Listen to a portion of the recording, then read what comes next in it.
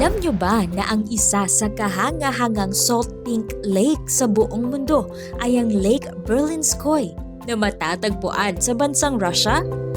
Ang lawang ito ay pinakamalaking salt deposit sa Western Siberia na may lawak na 31.3 square kilometers. Ang average depth naman nito ay 1 metro, ngunit ang pinakamalalim na bahagi ay may sukat na 2.5 meters. Ang salinity level ng tubig sa lawang ito ay maikukumpara sa alat ng tubig na nasa Dead Sea.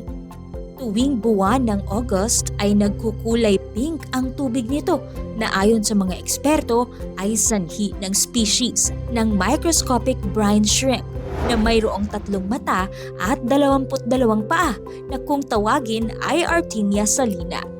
Taong 1768 nang kumalat ang balita tungkol sa lawa at sinimulan ang pagmimina o pangongolekta ng asin. Dahil sa magandang quality at lasa ng asin mula sa lawa ay nagustuhan ito ng Russian Empress na si Catherine the Great at ito lamang ang kanyang pinayagan na gamitin sa hapagkainan. Noong panahon naman ng Soviet Union ay nagpalagay ng riles sa lawa upang maging daanan ng tren para sa mas mabilis na pangongolekta ng asin. Ang tren ay mayroong mga kasangkapan na ginagamit para makaipon at makakuha ng asin mula sa ilalim ng lawa habang ito ay bumabaybay sa riles. Ang mga nakukuhang asin ay inilalagay sa mga bago ng tren at dinadala sa impakan at saka ibinebenta.